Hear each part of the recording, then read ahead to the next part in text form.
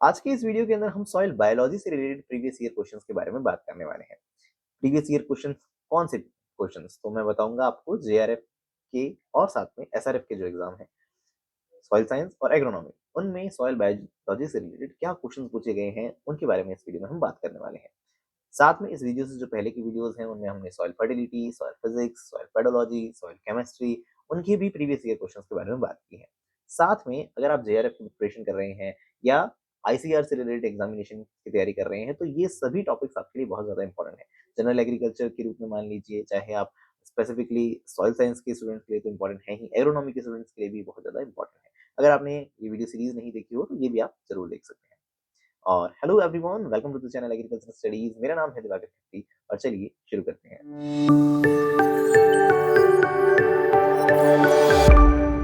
तो सबसे पहले हम बात कर रहे हैं जेआरएफ एग्जामिनेशन के बारे में। जेआरएफ के अंदर क्या प्रश्न पूछे गए हैं सॉइल बायोलॉजी से रिलेटेड? तो पहला क्वेश्चन है कि स्टेम नोड्यूलिंग प्लांट कौन सा है? अपने मन में जवाब सोच लीजिए। आई होप आपने सोच लिया है इसका जवाब। आंसर फटाफट से मैं आपको रिवील करूं तो वो क्या होना चाहिए? वो है सेसबेनिया रोस्ट्राटा। ठीक है ना? सेसबेनिया एक्यूलियाटा और सेसबेनिया रोस्ट्राटा, इनमें कंफ्यूजन हो जाता है, तो कंफ्यूज ना हो, रोस्ट्राटा ही सही आंसर है, इसे आप याद रखेंगे, इंपॉर्टेंट है। स्टेम नोड्यूल, स्टेम के ऊपर नोड्यूल्स देखे जाते हैं, बहुत इंपॉर्टेंट है। नेक्स्ट अगर हम बात करें, the organic nutrient in the water bodies promote. आप कहेंगे सॉइल बायोलॉजी में एनवायरमेंटल साइंस से रिलेटेड भी क्वेश्चंस मैंने रखे हैं, ताकि आपको पता रहे कि एनवायरमेंटल साइंस से रिलेटेड क्वेश्चंस किस तरह के आते हैं या हमारे सॉइल बायोलॉजी में कहीं ना कहीं फिट हो रहे हैं। तो organic nutrient in the water bodies क्या प्रमोट करती है? Growth of natural population of aquatic bacteria, क्या एक्वेटिक बैक्टीरिया की ग्रोथ को प्रमोट करती है? बीओडी बायोलॉजिकल ऑक्सीजन डिमांड को प्रमोट करती है? यूट्रोफिकेशन को प्रमोट करती है या इन सभी को प्रमोट करती है? अपना जवाब अपने दिमाग में सोच लिया है आप? मैं आपको सीधा आंसर रिवील कर रहा हूं, तो वो है आंसर फोर।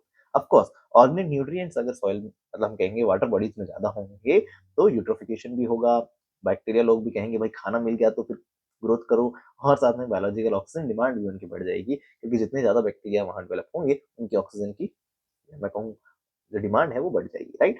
यूट्रोफिकेशन क्या होता है ये आप अच्छे से जानते होंगे, और अगर नहीं जानते हो तो जानना चाहिए आपको। यूट्रोफिकेशन मतलब कोई न्यूट्रिएंट्स, जब हम कहें स्पेसिफिकली फॉस्फोरस, बहुत अच्छे से याद रखिएगा, अपने दिमाग में अपने कॉपी में नोट लगा के लिख लीजिएगा, कौन सा फर्टिलाइजर मेनली इंपॉर्टेंट है यूट्रोफिकेशन के लिए। ठीक है ना? तो याद रखना है पहले फॉस्फोरस।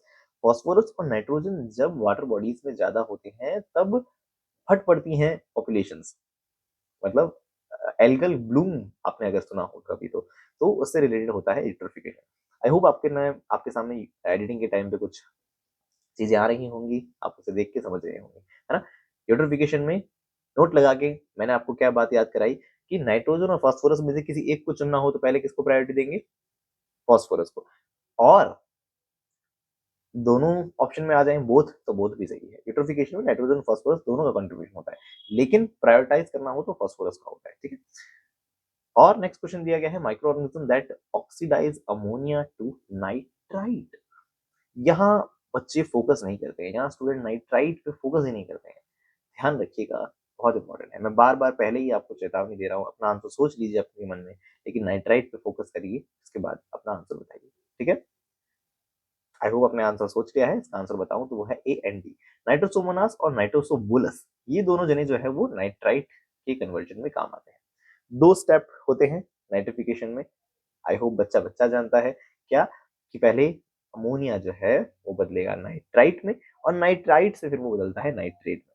हमें सिर्फ नाइट्राइट तक का ही हिसाब पूछा गया है। नाइट्राइट के अंदर पहले कौन आता है? नाइट्रोसोमोनास आ जाता है। तो नाइट्रोसोमोनास तो होता ही है, साथ साथ में हमें ये भी याद रखना है कि नाइट्रोसोबुलस भी होता है। तो इसका मतलब क्या हो गया? Answer should be the A and B. Thiobacillus तो सल्फर के रिडक्शन वगैरह के अंदर इंपॉर्टेंट होता है, तो थायो मतलब सल्फर से रिलेटेड होता है। और नाइट्रोबैक्टीरिया, नाइट्रोबैक्टर का मतलब क्या है? नाइट्रोबैक्टर जो नाइट्राइट को नाइट्रेट में बदलता है। नाइट्रेट में तो पूछा ही नहीं था हमसे, तो इसलिए इसको भी छोड़ना पड़ा। Answer should be the A and D. Hope आपको समझ में आ गया। द टर्म ओलिगोट्रॉफिक किससे रिलेटेड होती है? आंसर दिमाग में सोच लिया है आपने, I hope.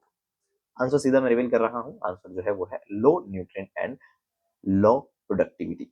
Low nutrient and low productivity important है। आप कहेंगे कुछ और बातें हैं तो बता दो, बिल्कुल, कि ओलिगोट्रॉफी का मतलब है which is used to describe the organism that can live in the environment with a very low nutrient concentration is important within an ecosystem which is often nutrient limited.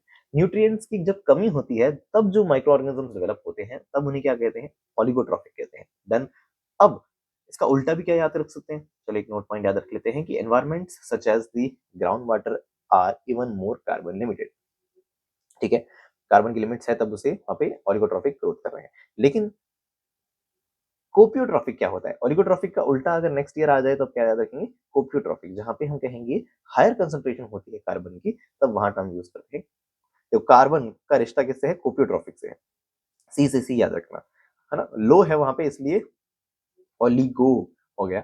चलो ट्रिक आपके सामने हो सकता है ये सेंस ना करे, लेकिन आपको ये बताना चाहूंगा कि कोपियोट्रॉफिक का मतलब सी से याद रख लेना, higher concentration of carbon required है। ठीक है भाई साहब, समझ गए हैं हम। नेक्स्ट आगे बढ़िए, बढ़ते हैं आगे। Which of the following is or are the example of nitrifying bacteria.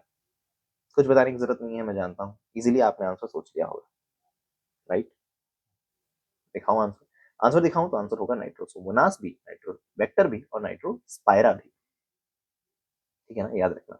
नाइट्रोसोबोलस भी पढ़ा था हमने, तो चार दिमाग में आ गए हमारे नाम। पहला नाइट्रोसोमोनास, नाइट्रोबैक्टर, नाइट्रोस्पाइरा, नाइट्रोसोबोलस, चार नाम हमारे पास दिमाग में नाइट्रिफिकेशन से रिलेटेड होने चाहिए। जिसमें से नाइट्रोबैक्टर जो है वो किसमें आएगा, बाद के रिश्तों निभाने में आएगा, यानी नाइट्राइट को नाइट्रेट में बदलने में काम आता है। नेक्स्ट है humic substances are composed of phenols, quinones, carboxylic acid, fatty acids, या कौन सा ऑप्शन सही है ये बताइए। दिमाग में आंसर सोच लिया है, डन। मैं दिखाऊं, डन। मैं दिखाऊं उससे पहले आपको एक इमेज दिखा देता हूँ कि देखिए ऑर्गेनिक मैटर जो होता है उसके अंदर इस तरह से यहाँ पे कार्बोक्सिलिक एसिड भी जुड़ा है, फिनोलिक ग्रुप्स भी जुड़े हैं, अल्कोहलिक ग्रुप्स भी जुड़े हैं। तो भाई साहब ये तीनों ही सारी बातें सही हो रही है, ये सारी चीजें ही सही है, फैटी एसिड्स भी जुड़े होते हैं। तो इसका मतलब ए बी सी डी सभी ऑर्गेनिक मैटर के अंदर जुड़े होते हैं फंक्शनल ग्रुप के रूप में। नेक्स्ट हमें बताया गया है मैच द फॉलोइंग के रूप में। कार्सिजोन, कार्सिनोजेनिक क्या होता है, कार्सिनोजेनिक कैंसर से रिलेटेड हमें बहुत पॉपुलर टर्म सुनने में आती है।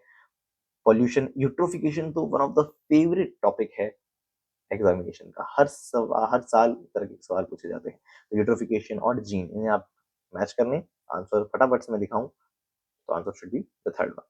कुछ बताने की जरूरत नहीं है, आप इजीली समझ सकते हैं, राइट। तो आंसर देख लेते हैं, डी का थर्ड बताया है, gene is related to cell, and बहुत इजी सा मैच द फॉलोइंग क्वेश्चन है। नेक्स्ट है nitrobacteria are obligate autotrophic aerobes. ये टर्म्स ही कभी कभी है ना धक्का दे देते हैं, अगर आपने कभी पढ़ा नहीं है तो ये बहुत डिस्टर्बिंग हो जाती है टर्म। ऑब्लिगेट क्या है, हम ऑटोट्रॉफिक ही ठीक से याद नहीं कर पाए हैं आज तक की, ओलिगो ऑब्लिगेट ऑटोट्रॉफिक और पूछ लिया। चलो कोई बात नहीं, अभी इसके बारे में फंडा क्लियर करेंगे। नेक्स्ट आपको बताया है कि nitrate will not be produced from the ammonium in the absence of oxygen.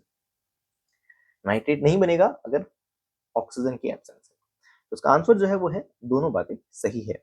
Nitrate नहीं बनेगा, will not be produced from the ammonium in the absence of oxygen। Oxygen ही नहीं होगी तो भाई ऑक्सीजन जुड़ेगी नहीं, इसमें ऑक्सीजन जुड़ेगी नहीं तो फिर कैसे बनेगा नाइट्रेट, है ना। पर ऊपर वाली बात देखते हैं, नाइट्रोबैक्टीरिया आर ऑब्लिगेट ऑटोट्रॉफिक एरोब्स। तो पहले तो ऑटोट्रॉफिक क्या होते हैं ये समझने की कोशिश करते हैं। हेटरोट्रॉफ और ऑटोट्रॉफ क्या होते हैं, उनमें फर्क क्या होता है। तो heterotroph derive energy by oxidation of organic compound while autotrophs derive their energy from the carbon dioxide for cell synthesis। क्या बोल रहा है, ऑर्गेनिक कंपाउंड जैसे कि हम कहें ग्लूकोज, फ्रक्टोज, लैक्टोज, मतलब जो भी अलग अलग तरह के और हैवी कंपाउंड हो सकते हैं, है ना, उन सभी से जो उनको तोड़ मोड़ कर जो अपना खाना बनाते हैं, है ना, जैसे कि प्लांट सेल को या किसी दूसरे की सेल वॉल को तोड़कर खाना बनाते हैं, वो हेटरोट्रॉफ है ना। जबकि ऑटोट्रॉफ कौन है, जो हवा से कार्बन डाइऑक्साइड उठाई, पानी लगाया, पानी कार्बन डाइऑक्साइड मिलाकर ग्लूकोज बना के अपना खाना खुद बना लेते हैं, वो ऑटोट्रॉफ होते हैं। अब ऑटोट्रॉफ जब हम कहेंगे, a group of autotroph is further subdivided into the chemoautotrophs which get energy from the oxidation of simple inorganic compound। जो इनऑर्गेनिक कंपाउंड से लेते हैं उसके लिए कीमोऑटोट्रॉफ वर्ड यूज करते हैं, और जो हवा से एनर्जी लेते हैं उसे फोटोऑटोट्रॉफ कहते हैं। ये बात आपको पता होनी चाहिए। ऑर्गेनिज्म, अभी कंक्लूजन लिखा हुआ है, ऑर्गेनिज्म जो हेटरोट्रॉफ और वो हो सकते हैं। तो कंक्लूजन के रूप में ये बात आपको वापस बता दी गई है कि हेटरोट्रॉफ और ऑटोट्रॉफ में क्या फर्क होता है। नेक्स्ट आपको बताया गया है classification based on the oxygen requirement, जो आपकी उस बात को पूरा करेगा कि भाई ऑब्लिगेट और फैकल्टेटिव क्या होता है। ऑब्लिगेट वो हैं जिनके पास कोई दूसरा सहारा नहीं है, ऑब्लिगेट बस, इसके अलावा कोई ऑप्शन नहीं है हमारे पास। We are obligative autotrophs. इसका मतलब ये हुआ कि हम सिर्फ खुद अपने आप खाना बनाएंगे तो ही हम जिंदा रह सकते हैं। अगर हमारा अगर क्लोरोफिल खराब हो जाता है तो हम अपना खाना नहीं बना पाते हैं, तो हमें मरना होगा। तब ऐसे लोगों को क्या बोलेंगे, ऑब्लिगेट ऑटोट्रॉफ कहेंगे। मतलब they can not survive without it, oxygen. Okay, aerobes, aerobes कहेंगे, सॉरी। ऑब्लिगेट ऑटोट्रॉफ तो हो गया, ऑब्लिगेट एरोब्स की बात करें, यहाँ एरोब्स के बारे में बताया है तो ऑफकोर्स एरेशन यानी ऑक्सीजन से रिलेट कर दिया गया कि ऑक्सीजन नहीं मिलेगी तब तक हम जिंदा नहीं रह सकते, तो ऑब्लिगेट एरोब्स हो गए। फैकल्टेटिव एरोब्स, जिनके पास फैसिलिटी दूसरी है, मतलब जिनके पास कोई दूसरा ऑप्शन है, तो फिर वो फैकल्टेटिव हो जाते हैं। काम की बात हमारे लिए इंपॉर्टेंट है कि डीनाइट्रीफाइंग बैक्टीरिया जो होते हैं वो फैकल्टेटिव एरोब एनारोब्स होते हैं, फैकल्टेटिव एनारोब्स होते हैं। समझ आ गया आपको?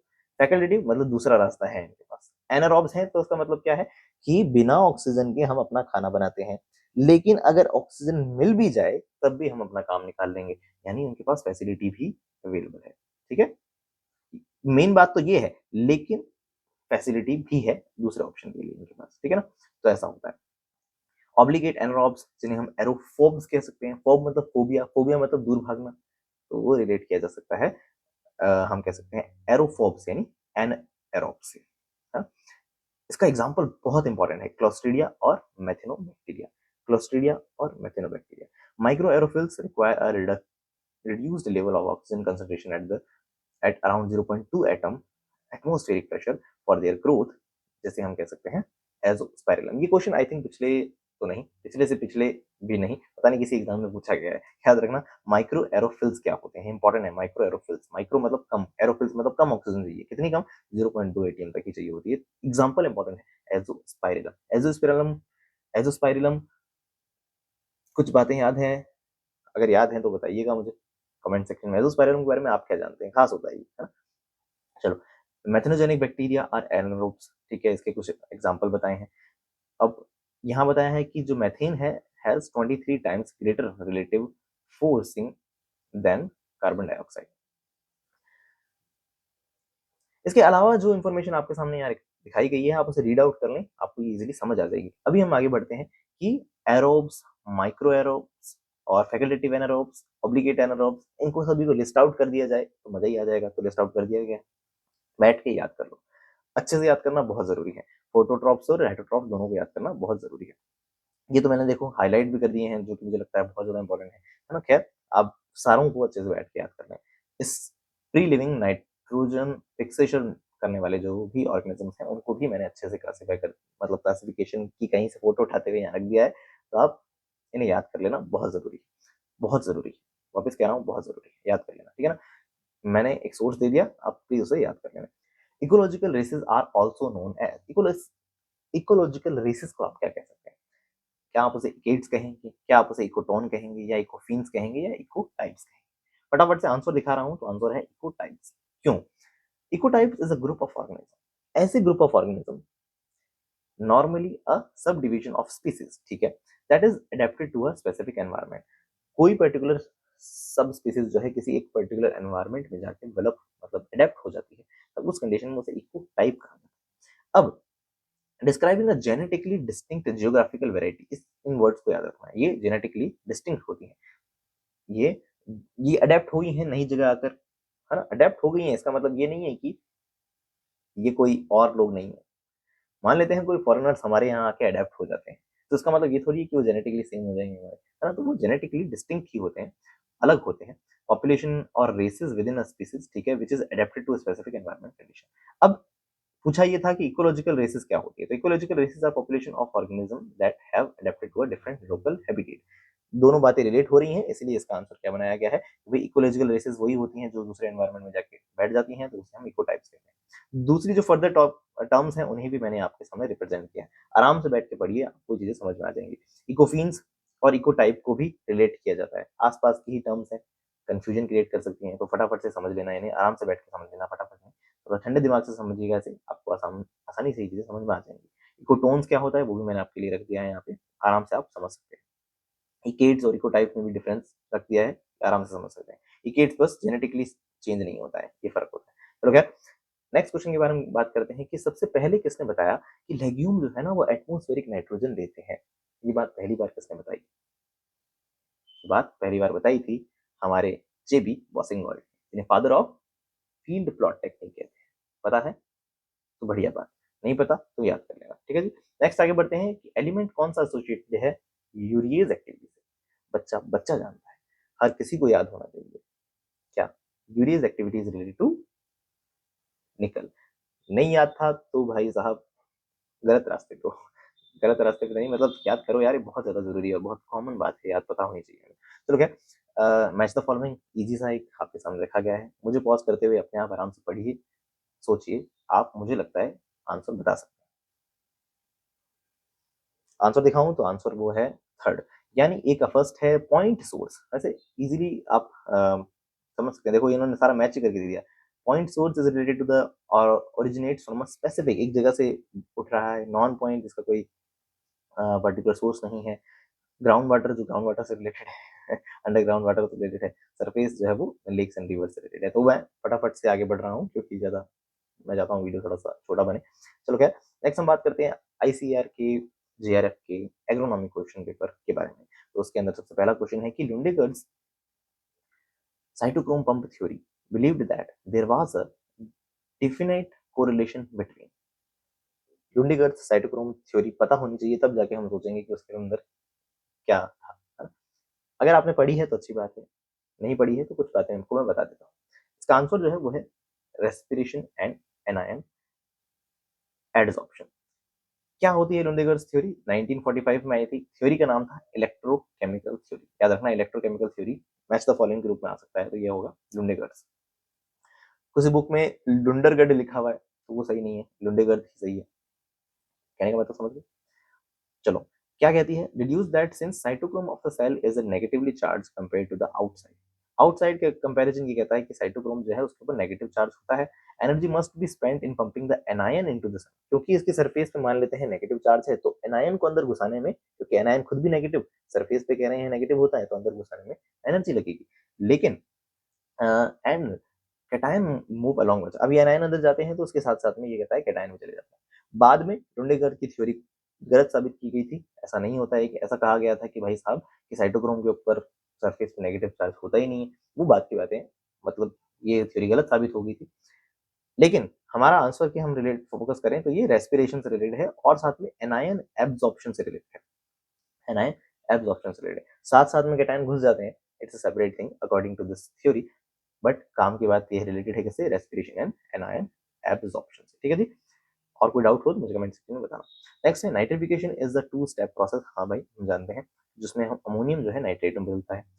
इन द फर्स्ट स्टेप नाइट्रोसोमोनास जो है, जो कि क्या है? ऑब्लिगेट ऑटोट्रोफिक बैक्टीरिया है, converts into the ammonium to nitrite. ठीक है, फर्स्ट स्टेप में अमोनियम नाइट्राइट में बदलता है, फिर बाद में नाइट्राइट नाइट्रेट में बदलता है। ठीक है, the second step of nitrification through Nitrobacter species only. इसमें सिर्फ नाइट्रोबैक्टर स्पीसीज क्या काम आती है? सिर्फ लिख दिया इन्होंने nitrobacter species only which converts nitrite to nitrate. इसमें दो नाम बताए हैं, इसमें बताया कि सिर्फ हम कहेंगे नाइट्रोबैक्टर होता है। क्या लगता है आपको आंसर? आई होप आपने दिमाग में आंसर सोच लिया है। मैं आंसर रिवील कर रहा हूँ। आंसर दिया गया है ए बी सी। तीसरा सही नहीं है, सिर्फ नाइट्रोबैक्टर नहीं, नाइट्रोसोबोलस भी होता है। नाइट्रोसोबोलस नाइट्रोबैक्टीरिया, ब जिसमें आ रहा है, बोलस और बैक्टीरिया दोनों किसमें आएंगे? बाद किस स्टेप में आएंगे? बोलस और बैक्टीरिया बाद के स्टेप में आएंगे। क्या बोल रहा हूं मैं कह रहा हूं दो स्टेप का प्रोसेस होता है। पहला स्टेप का प्रोसेस जिसमें अमोनियम नाइट्राइट में बदलता है, उसके अंदर तो हमने दो लोग पढ़े आई थिंक पहले भी, नाइट्रोसोमोनास, है ना? और दूसरा नाम क्या था, मैं मिस कर रहा हूँ, आई एम सॉरी। दो नाम अभी पढ़े थे हमने। और अभी दूसरा बाद वाला स्टेप में ब याद रखना है, बाद के स्टेप में नाइट्रोबैक्टर नाइट्रोबोलस आएंगे। उस हिसाब से आंसर क्या होना चाहिए? ए बी सी, यानी ठीक है, हो जाएगी बात, डन, आगे बढ़े। अब एग्रोनॉमी पीएचडी एग्जाम जो था उसमें क्या क्वेश्चन आए कि what is the term used to describe the process of using the plants to remove the pollutants from the soil and water. हवा पानी में से, मिट्टी पानी में से प्लांट का इस्तेमाल करते हुए कैसे आप टॉक्सिन्स को हटाओगे, तो इसे हम बोलते हैं, आई होप जानते होंगे आप, फाइटो रेमिडिएशन। बहुत इंपॉर्टेंट टर्म है फाइटो रेमिडिएशन। काम की बात है याद रखना, फाइटो रेमिडिएशन की डेफिनेशन तो आप याद रख ही सकते हैं, बायो ऑगमेंटेशन की डेफिनेशन को भी याद रख लेना, और साथ में बायो स्टिमुलेशन के बारे में भी जान लेना। इनको भी आप आराम से पढ़ सकते हैं। The efficient microbes specially selected to remove the contaminants are introduced in contaminated site zone to enhance the native microbial population। किसी पर्टिकुलर माइक्रोबियल पॉपुलेशन की आप एनहेंस करना चाहते हैं, कंटेमिनेशन को कम करना चाहते हो, तो उसमें आप जो स्पीसीज इंट्रोड्यूस करवा रहे हो, तो इस तरह के प्रोसेस को आप कहेंगे, मतलब माइक्रो ऑर्गेनिज्म यूज करते हुए कर रहे हैं, तो इस चीज को आप बायो ऑगमेंटेशन कह देते हैं। और इसी के पास में बायो स्टिमुलेशन कहते हैं शायद, कि इसको और इंड्यूस करने के लिए, है ना, ये वैसे एकदम अच्छे से डिफाइन नहीं की गई है।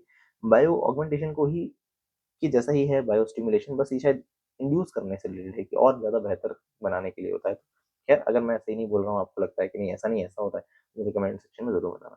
चलो नेक्स्ट, फटाफट से आप, वैसे तो मैंने गलती से इसका आंसर ही रिवील कर रखा है, आंसर फोर्थ है जैसा कि देख सकते हो। तो क्या हेलोफाइट्स वगैरह को मैच कर सकते हैं। Halo is related to the saline, बच्चा बच्चा जानता है। एक का तो oh sorry, halo is related to halo, अच्छा हो हेलो हेलो, गेम है भाई गेम, मेरे को तो लगा इजी है, पर इजी नहीं है, ये तो गेम है। मैं होता तो शायद सेकंड करा था, नहीं नहीं नहीं ऐसा नहीं। चलो खैर, हेलो एच ए एल होगा, हेलो ई, ई होना चाहिए, ई का फिफ्थ होना चाहिए, ये वाला सेलाइन सॉरी। और ई का फिफ्थ तो सिर्फ एक में दिया हुआ है, तो ये आंसर फोर्थ हो जाएगा। ठीक है, लेकिन गलती हो सकती है, याद रखेंगे हमेशा के लिए कि भाई H E L O hello अलग होता है, ये मार्शी के लिए होता है, एच ई एल ओ अलग होता है जो कि सेलाइन के लिए होता है ना।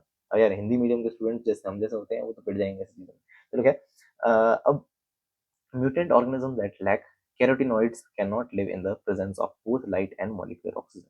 Mutant organism, म्यूटेंट, म्यूटेंट का मतलब समझते हैं, जो इसके अंदर कोई इवोल्यूशन हो जाए, इस तरह के ऑर्गेनिज्म दैट लैक कैरोटिनॉइड, जिसके अंदर कैरोटिनॉइड नहीं हो, वो जी नहीं सकेगा in the presence of both light and molecular oxygen. सोचेंगे कैरोटिनॉइड एक्सर्ट्स देयर फोटो, क्योंकि मतलब रीजन के रूप में बताया कि carotenoid exert photo protective actions by rapidly quenching the existed state of existed state of chlorophyll and help despite the energy stored in the chlorophyll by excitation transfer or photochemistry। कहना carotenoid जो है protect करता है chlorophyll को, है ना, photo protective action दिखाता है by rapidly quenching the excited state of chlorophyll and helps despite the energy, जिससे कि एनर्जी जो है स्टोर होती है क्लोरोफिल में बाय एक्साइटेशन ट्रांसफर और फोटोकेमिस्ट्री। ठीक है भाई, इतनी बड़ी बड़ी बातें लिखी हैं तो सही है नहीं नहीं ऐसा नहीं। हाँ बिल्कुल, ये एकदम अच्छे से बता रहा है, तभी कैरोटिनॉइड जो है वो की कमी हो जाए तो म्यूटेंट ऑर्गेनिज्म सर्वाइव नहीं कर पाएगा लाइट और मॉलिक्यूलर ऑक्सीजन की वजह से। ठीक है ना, याद कर लेना, इंपॉर्टेंट है। क्वेश्चन रिपीट हो जाए तो हमारा क्वेश्चन गलत नहीं होगा, नहीं होगा ना, क्योंकि हमने अच्छे से याद कर लिया। ठीक है, which of the following components of the humus are not found in the plant but have be synthesised by the soil microbes. Humus का हिस्सा कौन नहीं है? बच्चा बच्चा जानता है कि फल्विक है, ह्यूमिक है, ह्यूमन है। तीनों के बीच में क्या फर्क होता है, ये मुझे कमेंट सेक्शन में बताओ, बहुत इंपॉर्टेंट है। तो पॉली यूरेनॉइड्स जो है वो सॉइल ऑर्गेनिज्म बना लेते हैं, लेकिन ह्यूमस का हिस्सा नहीं होते। ठीक है जी, नेक्स्ट आगे बढ़ते हैं। सॉइल साइंस के पीएचडी एंट्रेंस में क्या क्वेश्चन पूछे गए? तो dehydrogenase activity reflects the total range of oxidative activity of soil organism and may be considered a good indicator of oxidative metabolism in soil। Dehydrogenase activity जो है वो oxidative metabolism से related हो सकती है, सही बात है। Dehydrogenase dehydrogenase oxidise soil organic matter by transferring proton and electron from organic substrate to the inorganic acceptor। ठीक है, ये बात भी सही है। इनऑर्गेनिक एक्सेप्टर मुझे लगता है जैसे कि फेरस और अदर आयंस जो है उनको इलेक्ट्रॉन और बाकी चीजें जो है वो प्रोवाइड करवा सकता है डिहाइड्रोजनेज, है ना, इसीलिए शायद ये दोनों बातें सही हैं।